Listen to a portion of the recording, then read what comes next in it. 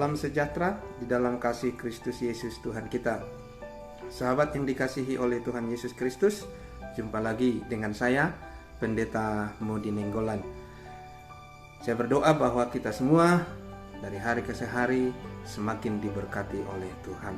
Nah, sahabat yang dikasihi oleh Tuhan Yesus Kristus, pada kesempatan ini kita akan membahas tentang ketika Tuhan berpihak kepada kita.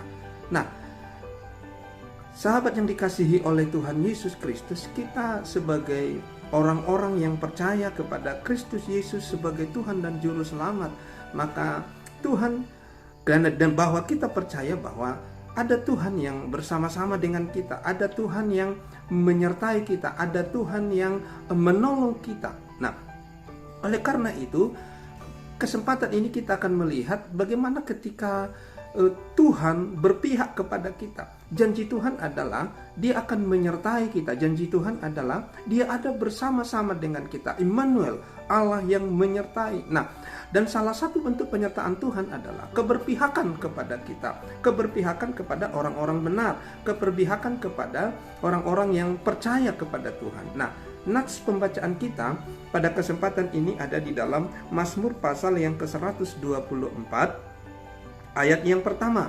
Mazmur 124 ayat yang pertama demikian. Nyanyian ziarah Daud.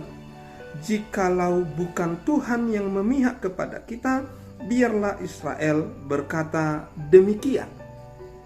Kalimat yang dipakai oleh Daud adalah jika bukan Tuhan yang memihak kepada kita. Jika bukan Tuhan yang memihak kepada kita. Nah, sahabat yang dikasihi oleh Tuhan Yesus Kristus, Daud punya banyak sekali pengalaman-pengalaman yang indah bersama-sama dengan Tuhan.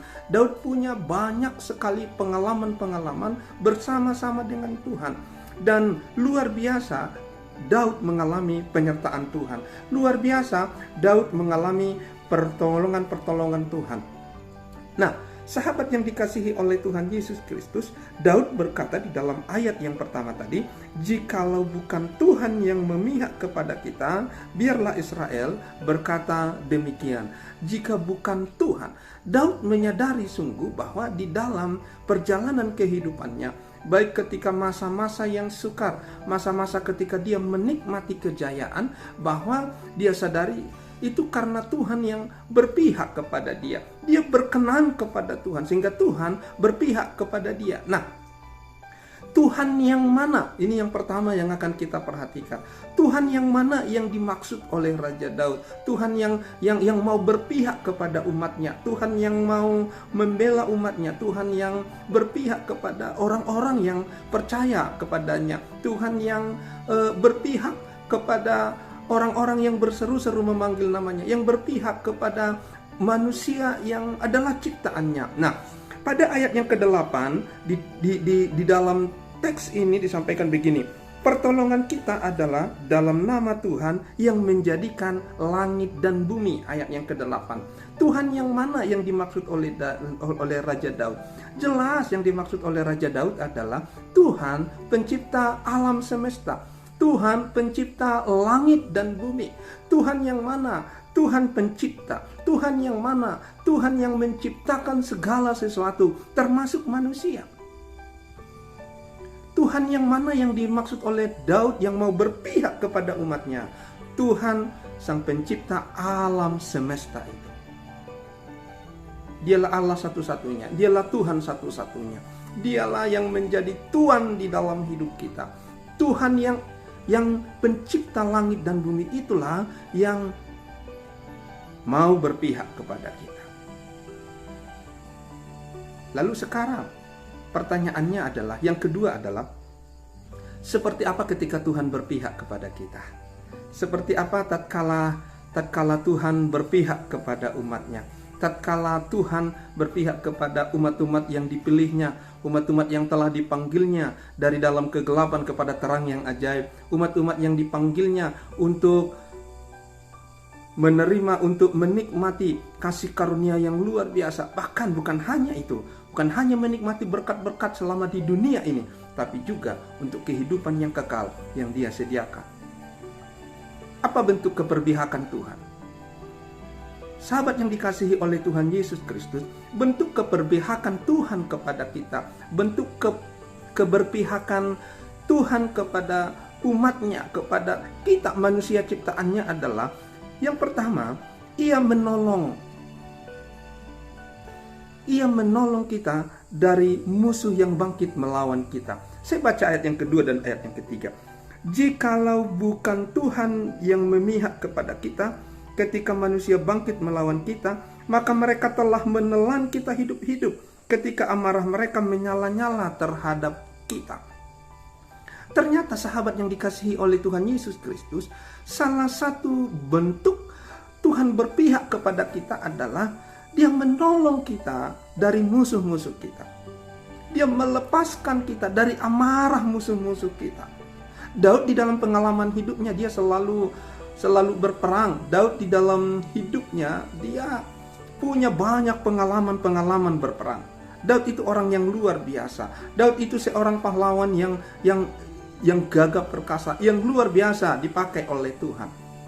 Luar biasa disertai oleh Tuhan. Dan dia menyadari ketika musuh-musuhnya bangkit melawan dia, jika bukan Tuhan yang berpihak kepadanya, maka dia tidak akan luput dari amarah musuh-musuhnya. Tetapi karena Tuhan berpihak kepadanya, maka dalam bentuk keberpihakan Tuhan kepadanya, diluputkannya dia, ditolongnya dia dari amarah musuh-musuhnya. Nah, sahabat yang dikasihi oleh Tuhan Yesus Kristus, mungkin musuh kita bukan lagi musuh di dalam berperang dengan mengandalkan pedang dan sebagainya. Tetapi ada banyak musuh-musuh kita. Bahkan Alkitab berkata, iblis itu adalah musuh kita, lawanlah dia. Ada banyak hal, dan seringkali banyak orang yang membenci kita, banyak musuh-musuh kita, apapun itu. Karena hidup ini adalah pertandingan, hidup ini penuh dengan perjuangan. Tetapi ketika Tuhan berpihak kepada umatnya, ketika Tuhan berpihak kepada kita, Dia menolong kita dan melepaskan kita dari musuh kita, dari amarah musuh kita. Dia melepaskan kita, dia menolong kita, Dia membebaskan kita. Dan biarlah pengalaman yang sama seperti yang dialami oleh Raja Daud juga menjadi pengalaman kita semua. Nah, sahabat yang dikasihi oleh Tuhan Yesus Kristus, yang kedua, bagaimana bentuk keberpihakan Tuhan kepada umatnya? Bagaimana bentuk Tuhan berpihak kepada umat-umat ciptaannya? Yang kedua, bentuk keberpihakan Tuhan adalah menyelamatkan kita dari bahaya bencana. Dari bahaya bencana. Saya baca ayat yang keempat dan ayat yang kelima demikian. Maka air telah menghanyutkan kita dan sungai telah mengalir melingkupi diri kita. Maka telah mengalir melingkupi diri kita air yang meluap-luap itu. Dalam ayat yang keempat sampai ayat yang kelima, ternyata bentuk keberpihakan Tuhan kepada kita. Ketika datang bencana, ketika datang malapetaka, maka Tuhan meluputkan kita. Ketika datang air bah, ketika datang gempa, ketika datang bencana yang kita tidak pernah duga, maka Tuhan di situ hadir untuk meluputkan kita. Namanya bencana tidak ada yang pernah menduga. Namanya bencana tidak ada orang yang pernah mengira bisa datang begitu saja. Tetapi ini luar biasanya Tuhan kita. Ini luar biasanya Tuhan pencipta alam semesta dengan isinya. Tuhan pencipta langit dan bumi itu. Luar biasa Dia berkarya. Bersyukurlah kita bahwa kita punya Tuhan yang mau berpihak kepada kita. Tuhan pencipta langit dan bumi yang berpihak kepada umat-umatnya. Sahabat yang dikasihi oleh Tuhan Yesus Kristus, salah satu bentuk keberpihakan Tuhan kepada kita adalah meluputkan kita dari bencana, meluputkan kita dari malapetaka. Wabah bisa datang, sakit penyakit bisa merebak, bencana alam bisa datang seketika. Hal-hal yang kita tidak pernah duga, tidak pernah prediksi, bisa saja tiba-tiba datang menimpa kita. Bisa saja tiba-tiba datang. Tetapi Alkitab menjamin, firman Tuhan menjamin, Tuhan pencipta langit dan bumi itu, ketika Dia berpihak kepada kita umatnya, maka diluputkannya kita dari bencana malapetaka itu. Wah, senangnya punya Tuhan yang seperti itu. Senangnya memiliki Tuhan yang mau berpihak kepada umatnya. Jadi ada banyak orang seringkali, sahabat yang dikasihi oleh Tuhan Yesus Kristus, menilai Tuhan itu Tuhan yang kejam, Tuhan yang taunya hanya menghukum dan menghukum. Tidak.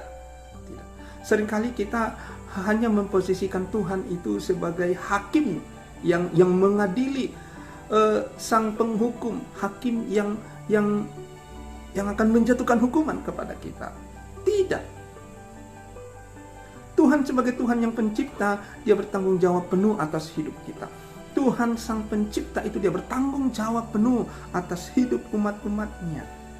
Dan salah satu bentuk keberpihakan Tuhan kepada umat-umatnya adalah meluputkan dari bencana, meluputkan dari bahaya bencana, meluputkan dari malapetaka.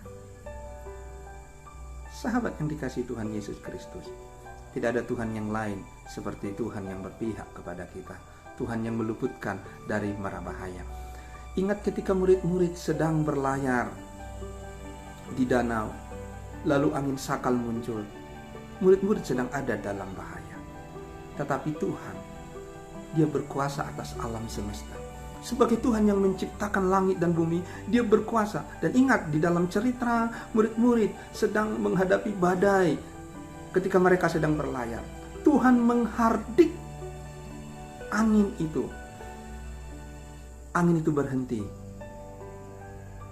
Dan danau itu pun teduh kembali.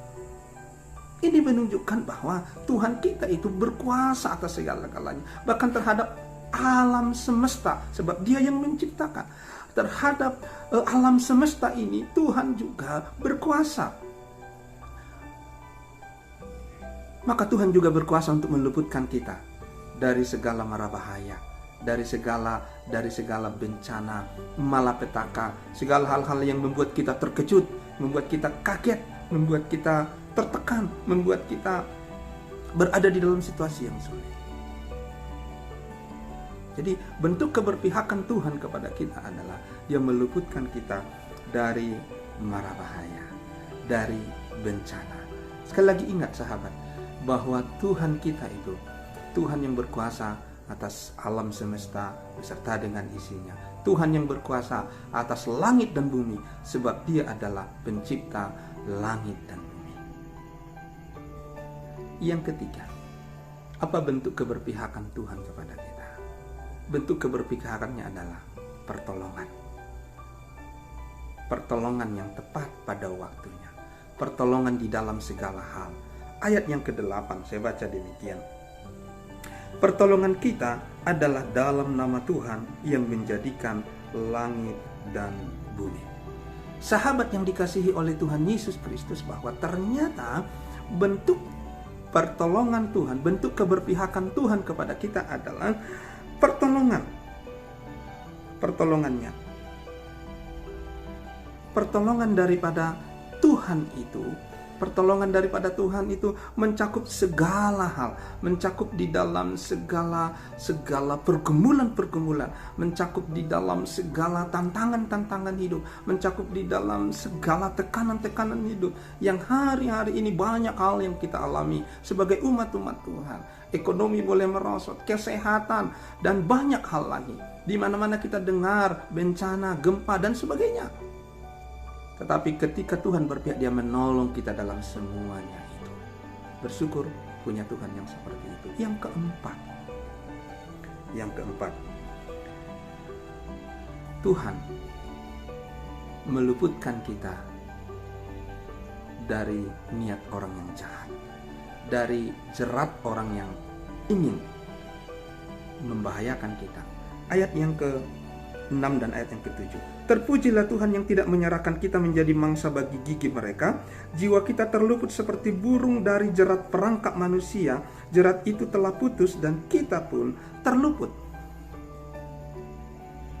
Sahabat yang dikasihi oleh Tuhan Yesus Kristus, ketika Tuhan berpihak kepada umatnya, ketika Tuhan berpihak kepada kita, ketika Tuhan berpihak kepada umat-umatnya, maka yang terjadi adalah Dia luputkan kita dari rencana-rencana orang yang jahat. Dia luputkan kita dari jerat orang yang ingin mencelakakan kita. Banyak orang yang mungkin kita tidak sadar berniat jahat kepada kita, ingin menjebak kita. Berapa banyak orang yang dijebak sebetulnya tidak bersalah dijadikan bersalah. Berapa banyak orang yang ingin menjerat kita, ingin mencelakakan kita, punya niat, padahal mungkin ada di samping kiri, mungkin ada di sekeliling kita, mungkin bahkan sangat dekat dengan kita, tetapi mereka juga ingin mencelakakan kita. Keberpihakan Tuhan kepada kita, Dia meluputkan kita dari jerat orang yang ingin mencelakakan kita, dari jebakan-jebakan rencana orang-orang yang jahat kepada kita, rencana orang-orang yang ingin menjatuhkan kita, rencana orang-orang yang ingin menghancurkan kita, menghancurkan usaha kita, menghancurkan nama baik kita, menghancurkan reputasi kita. Ada orang yang ingin menjebak kita untuk dijadikan menjadi tumbal, mungkin untuk dijadikan menjadi kambing hitam, mungkin menjadi apalah itu. Tetapi ketika Tuhan yang berpihak kepada kita, maka Dia luputkan kita dari segala niat-niat orang jahat. Wah sahabat, betapa bangganya kita punya Tuhan yang seperti itu. Betapa bangganya kita punya Allah yang meluputkan kita dari jerat orang yang ingin mencelakakan kita. Kalau begitu, pertanyaan selanjutnya adalah, bagaimana supaya Tuhan berpihak kepada kita? Bagaimana supaya Tuhan berpihak kepada kita? Tidak lain adalah ketika kita menaruh pengharapan kita yang sungguh kepada Tuhan. Dalam ayat yang pertama tadi, kita dapat lihat bahwa Daud dia menyadari di dalam pengharapannya kepada Tuhan, Tuhan berpihak kepadanya, sehingga kemenangan demi kemenangan dia raih, keberhasilan demi keberhasilan dia raih, bukan hanya untuk dirinya, tetapi untuk anak cucunya, turun-temurun, tetap menjadi raja yang memimpin bangsa Israel, bangsa yang menjadi pilihan Tuhan. Kuncinya adalah tetap menaruh pengharapan dan percayamu kepada Tuhan. Dia akan berpihak kepada umatnya. Ingat, Tuhan kita Tuhan yang bertanggung jawab atas hidup kita. Ingat, Dia bukan hanya berhenti ketika menciptakan langit dan bumi, menciptakan kita manusia, tetapi Dia masih terus berkarya hingga saat ini. Tetap berpengharapan kepadanya, tetap taruh iman percayamu kepada Tuhan, maka Dia akan berpihak kepadamu. Tuhan, pencipta langit dan bumi, Tuhan yang menciptakan saya dan saudara, akan ada untuk berpihak kepada kita.